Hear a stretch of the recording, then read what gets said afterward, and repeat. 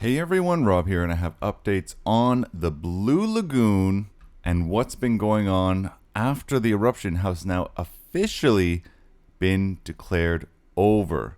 Now, the Blue Lagoon, for those of you that know anything about Iceland, is probably the most popular tourist attraction in all of Iceland. It is thousands and thousands of people visit the Blue Lagoon each and every single day.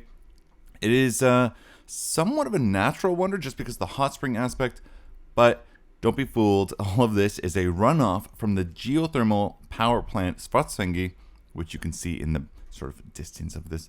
That is the runoff clean water, of course, that is sort of heating and providing energy to this power plant and all the stuff it needs.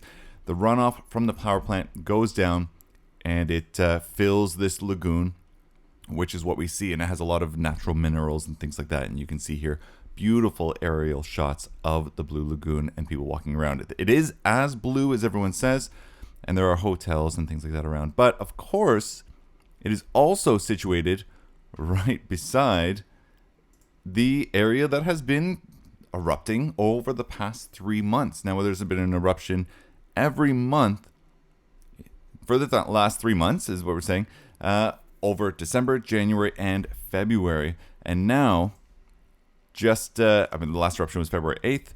Blue Lagoon has now reopened February 16th, which was yesterday. And they're welcoming people back in. In the news, Blue Lagoon acknowledges that with the land rise that's reoccurring, it is likely that they will have to evacuate yet again. And some are even saying that March 1st will be the next eruption. So, of course, it's very tricky because the last eruption only gave us 30 minutes of warning time before it erupted. It was sort of seismic activity. And then the one before that was a little bit longer. I think it was about 90 minutes. And the one before that was a couple hours. So we're seeing the warning time decreasing. But more importantly than anything, in addition to the warning time decreasing, lava has now destroyed the road on the way to the Blue Lagoon, which is why they are now saying there is this alternative route due to they say disruptions of our primary. But what they really mean is that lava has now destroyed the road going to the Blue Lagoon, and you can no longer go over it, and you have to go around in a really roundabout way. Here's the new way to get to the Blue Lagoon. That is from them. You can see Reykjavik here up in the corner, top right corner there. We have the Keflavik International Airport to the left. And then, of course, we have this 43, which is this road close. That is the typical road that people would use to go to the Blue Lagoon.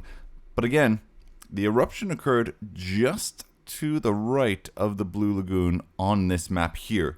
And lava flowed over top of the road here going towards the Blue Lagoon, which is why the road is closed, because of course you have hot lava now on top of the road. This had a lot of impact. Of course, closed the road. It went over some hot water pipes, which disrupted heating hot water through the entire Reykjanes Peninsula, which includes Keflavik Airport, Vogur, Garður. All of the towns in this area towards and around the airport were affected. And of course, they've now relayed pipes. They've got hot water flowing back to the residents there. Things are looking good. But more importantly, this alternative route now leads you all the way around the outside through Grindavik and then up to the Blue Lagoon. The curious thing for me is if we take a look at Veður and we go to some of the news that's been ongoing. If we jump into the news area here, we can see part of their risk assessment map, and this has been discussed quite a bit in a lot of the videos I've done previously, is Grindavik has been cut off from the world and you've needed special access to go in and out of the city. You can see here that the risk assessment that has been released most recently has it in orange along with the areas of lava. We can see here the top area is from December.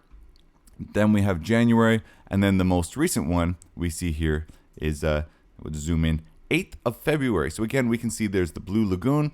Here's the lava that flowed out and then went right across the road, which is here in the center of the screen, connecting the Blue Lagoon to the rest of society. But back to this alternative route.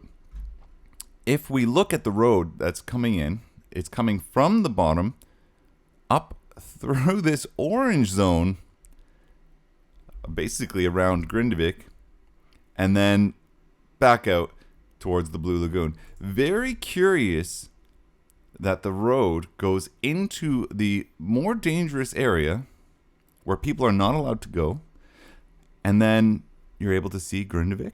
You're able to see the houses and sort of the outskirts. You can see the new lava, and then it goes back up towards the Blue Lagoon. Now, there's a lot of controversy on how these risk assessment maps are actually being done, and if there's science behind it, or if there's pressure from the Blue Lagoon and the tourism industry on this. If they're not allowed to go into Grindavik, and the roads have been blocked to go here for quite some time, basically since November, why is it that now that the Blue Lagoon access has been cut off, that people are now able to drive into the Grindavik area in order to get to the Blue Lagoon when that before was not possible? So what I am going to do is today, which is February 17th, I'm going to be doing a live stream of this very journey, and we're going to see if we can in fact drive into Grindavik without being stopped. Again, we're taking the road that the Blue Lagoon has itself said is the, proper way to go. And this goes into the danger zone outlined here, around Grindavik, and then back out. So I'm going to see if in fact it is now okay to drive to that area. So if you want to stay informed, you want to follow along, check out for the live stream, because I'm going to be doing that very shortly after I post this video. Just going to kind of get things ready, try and go and get a dash suction cup, because the last one I had was pretty didn't work so well. So that's what I'm going to be doing today. We're going to be driving to the Blue Lagoon, filming it as we go, and I hope you all sort of tag along and see how it goes, because again, I'm very curious that they have the risk assessment saying that these are dangerous areas. They've reduced the amount of people that are allowed to go into Grindavik, that are allowed to use these roads, but now it seems that because the Blue Lagoon has asked for access and is so important to the government, that they've now opened up the road just to please the Blue Lagoon. Again, reopening of the Blue Lagoon, they got a whole bunch of stuff.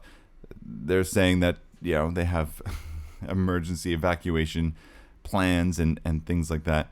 They have buses that go there, but of course, a lot of things have been going on at the Blue Lagoon. They've evacuated time and time again. So we're going to drive there. Subscribe so that you get notified as soon as I go live.